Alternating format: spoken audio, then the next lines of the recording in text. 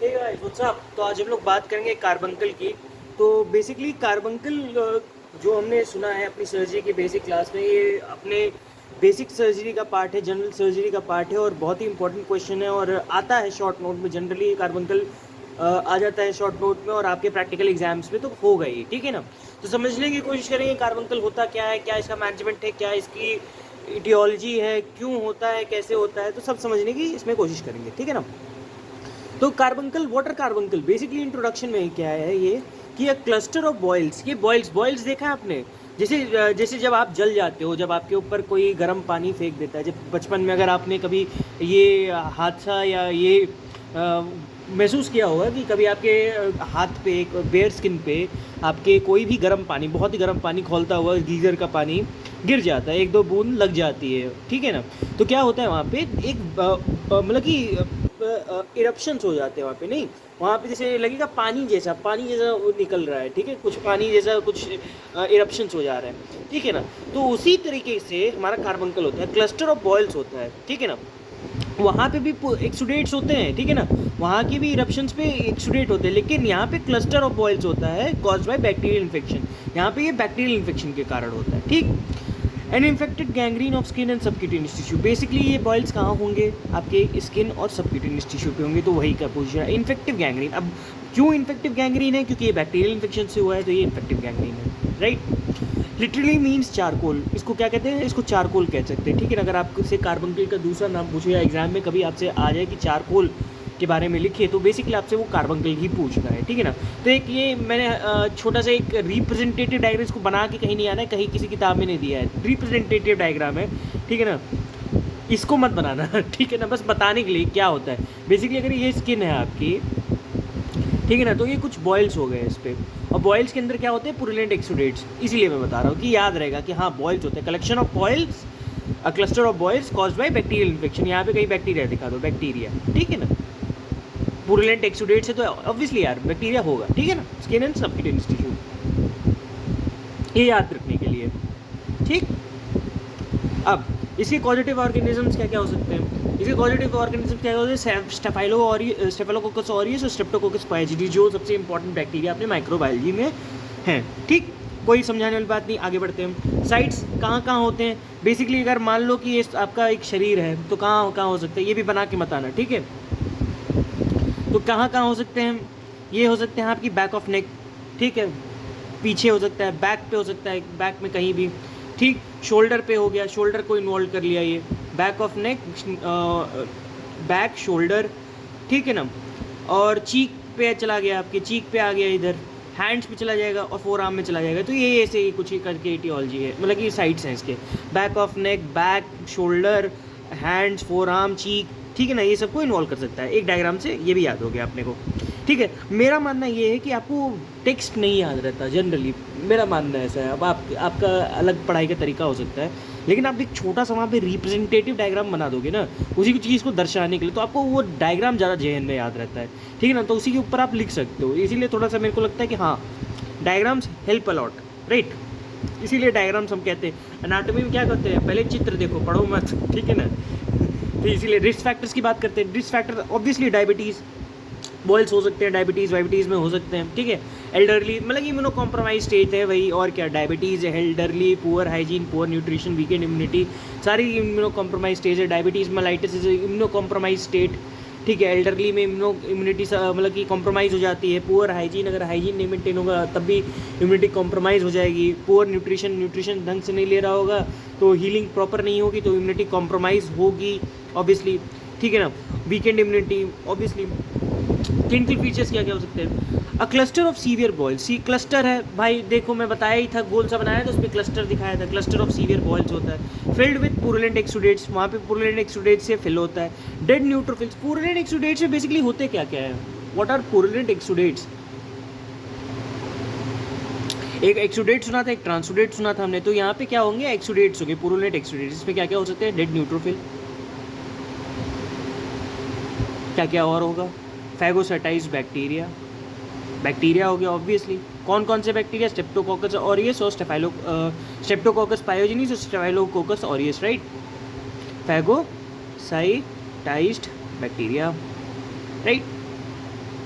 और कुछ silver components, ठीक है, यही होते हैं पूरे स्टूडेंट्स, ठीक। फ्लूइड में drain freely from the carbuncle और इंसीजन एंड ड्रेनेज में भी नीडेड, ठीक है ना।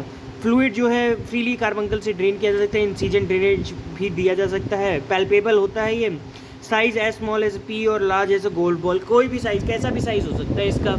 अब जैसे मटर के दाने जितना बड़ा भी हो सकता है, जैसे एक मटर का दाना मैं आपको दिखाऊं कि इतना छोटा भी ये हो सकता है, राइट, ये इतना छोटा भी हो सकता है और हो सकता है गोल्फ बॉल जितना बड़ा हो, जैसे कि इस तरह की, इस घड़ी की इस साइज़ की जितना, ठीक है ना। तो इतना इतना से इतना बहुत ही वेरिएबल साइज़ का होता है, राइट। तो ये हो गया आपका चीज़ कि हाँ इसका साइज़ कैसे हो सकता है, ठीक है ना। इचिंग में क्या कर सकते हैं, इचिंग लोकलाइज रहेगा, इचिंग जो होती है इसमें लोकलाइज रहती है, राइट। इचिंग हो सकता है, लोकलाइज इरिदिमा हो सकता है, ठीक है ना, मतलब खुजली वो बहुत करेगा, मतलब इरिटेशन कॉज करेगा, आपको मन करेगा उसको बार बार मतलब कि उसको इच करे, राइट। लोकलाइज इरिदिमा कॉज कर देगा, स्किन इरिटेशंस कर सकते हैं इसमें, ठीक है ना, इरिटेट करेगा वो। पेन व्हेन टच, लेकिन उसको जब छुओगे तो टच करेगा, अरे जब टच करोगे तो पेन करेगा, राइट, ठीक है ना।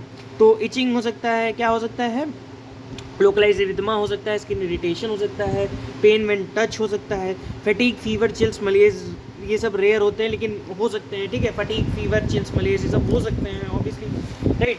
नेक्स्ट बात करेंगे इसका पैथोजेनेसिस कैसे होता है, ठीक है ना। समझते हैं कि पहले तो इन्फेक्शन हुआ, ठीक है, इन्फेक्शन हुआ, कोई भी इन्फेक्शन किसके कारण से, स्ट्रेप्टोकोकस पायरोजेनिस, स्टेफाइलोकोकस ऑरियस के कारण से। तो डेवलपमेंट ऑफ पहले तो स्मॉल वेसाइकल्स बनेंगे, फिर वो वेसाइकल्स क्या करेंगे, सीव लाइक पैटर्न बनेंगे, ठीक है। फिर वो क्या करेंगे, red integrated skin with discharging पस होगा, ठीक।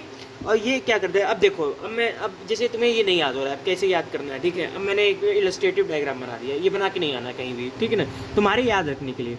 जैसे ये इन्फेक्शन है, ये बैक्टीरिया हो गया, मान लो ये इन्फेक्शन कर देगा, स्मॉल वेसाइकल्स बन गए।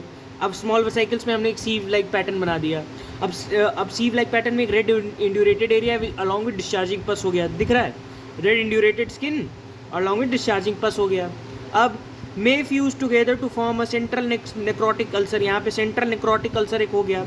एश ग्रे स्लॉफ हो गया। अगर नहीं समझ में आता है तो ऐसे ऐसे कर देना थोड़ा, एश ग्रे स्लॉफ हो गया, ठीक है ना। समझ रहे हो क्या मैं कहना चाह रहा हूँ, ठीक है ना।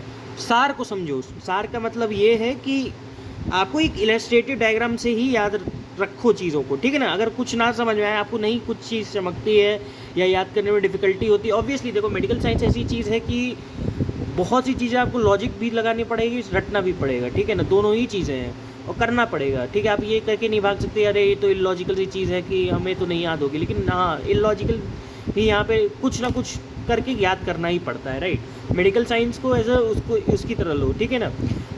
ऐसा भी नहीं है कि एकदम की रट के फेंकना है, लॉजिक लगाना है भाई। अगर अप्लाई ही नहीं करोगे तो क्या फ़ायदा उतना रटने का, ठीक है ना। तो उतना रटो कि जितना मतलब कि वो करे जैसा फीस है, क्योंकि यार मेडिकल साइंस में हर चीज़ का रीज़न नहीं होता ना। अब कोई भी डिजीज़ हो गई तो हम क्या बोलते हैं, इडियोपैथिक, राइट, कि अब अननोन कॉज है। अब आप थोड़ी ना डिसाइफर कर सकते कि हाँ इसके पीछे लॉजिक हो सकता है, अब कोई भी कारण से हो सकता है, वो तो एन नंबर ऑफ रीजन है, राइट। तो आप एन नंबर ऑफ रीजन तो नहीं याद कर सकते ना, उस टाइम लॉजिक चलेगा, लेकिन अब जब इडियोपैथिक बीमारी हो गई तो ये तो याद रहना चाहिए कि हाँ इसका सबसे मोस्ट कॉमन कॉज क्या था, इडियोपैथिक, ठीक है ना। तो ये हो गया आपका मेमोरी, ठीक है ना। तो memory plus logic medical science में दोनों चलेगा, ठीक है ना। तो ये याद रखना कि हाँ लॉजिक भी लगाना है, मेमोरी भी लगाना है, ठीक है ना, दोनों चीज़ लगानी। इलॉजिकल डॉक्टर भी नहीं बनना है और बहुत ही लॉजिक से अगर चलोगे तो फिर तो भी दिक्कत नहीं है, लॉजिक भी लगाओगे तो भी दिक्कत नहीं, मेडिसिन में बहुत बढ़िया फेयर करोगे, राइट। लेकिन इलॉजिकल सब्जेक्ट जैसे कि कम्युनिटी मेडिसिन तो वहाँ जाओगे तो वहाँ नहीं फेयर कर पाओगे, राइट। खैर टॉपिक वापस आते हैं। Many fuse together to form a central necrotic ulcer, कोई सेंट्रल नेक्रोटिक अल्सर बना सकता है। अगर ये मान लो फ्यूज कर गया, ये सीव लाइक पैटर्न में सारे वेसाइकल्स इसके फ्यूज कर गए तो क्या बनेगा, सेंट्रल नेक्रोटिक अल्सर। इसको क्या कहेंगे, ash grey slough with peripheral fresh vesicle looking like a rosette. अब पेरीफेरी पे ये रोजेट की तरफ प्रेजेंट करेगा, ये रोजेट है, रोज की तरफ दिख रहा है, नहीं दिख रहा है ना, नहीं समझता हूँ, ठीक है, रोज की तरह नहीं दिख रहा है, डायग्राम मेरा गंदा है, ठीक है। Peripheral fresh vesicle looking like अ रोजेट, पेरिफेरल फ्रेश वेसाइकल होता है जो कि रोजेट की तरह दिखता है। अब क्या होगा, skin becomes black and blockage of cutaneous vessel. अब यहाँ पे क्या हो गया, स्किन जो है ब्लैक हो गई और ब्लॉकेज ऑफ क्यूटेनियस वेसल। अब क्यूटेनियस वेसल ब्लॉक हो गई, क्यूटेनियस वेसल कौन से, स्किन वाले वेसल्स हो गए जितने, ठीक है ना, अंदर के वेसल्स नहीं, क्यूटेनियस वेसल जो स्किन को सप्लाई करते हैं, क्यूटेनियस, इसीलिए क्यूटेनियस कहते हैं। Disease spread to adjacent skin rapidly. अब देखो वहाँ पे skin becomes black due to blockage of, यहाँ पे ब्लॉकेज ऑफ क्यूटेनियस वेसल्स हो गया, ब्लैक हो गया स्किन। अब ये एडजेसेंट एरिया पे ये स्प्रेड कर जाएगा, राइट। इन्वेस्टिगेशन क्या क्या कराएंगे? इन्वेस्टिगेशन में देखेंगे डायबिटीज़ मेलाइटिस के केस में जो कि इम्यूनो कॉम्प्रोमाइज है तो उसका urine sugar, urine ketone bodies करा देंगे कि डीके या डीएम तो नहीं है, ठीक है ना। ब्लड शुगर करा देंगे, ठीक है। और discharge from culture and sensitivity का डिस्चार्ज देख लेंगे। ट्रीटमेंट क्या है? Antibiotics obviously, penicillin, cephalosporin. कौन कौन से बैक्टीरिया हैं? Staphylococcus aureus, Streptococcus pyogenes.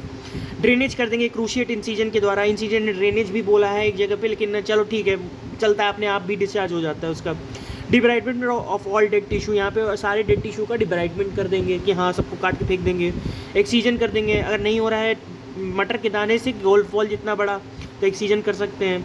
Skin grafting once bound ग्रेनुलेट्स, अगर ब्राउन ग्रेनुलेट अच्छा से कर जा रहा है तो स्किन ड्राफ्ट भी कर सकते हैं। तो ये बात रही आपकी कुछ कार्बंकल की, उम्मीद है आपको समझ में आएगा। और कोई दिक्कत हो या कुछ समझना हो तो आप कमेंट सेक्शन में हमको कमेंट कर सकते हैं और आपकी सहायता करने में उपलब्ध रहेंगे। बात कर रहे हैं किसकी तरह? कस्टमर केयर की तरफ, ठीक है ना। मिलते हैं आपसे नेक्स्ट वीडियो में, तब तक के लिए बाय।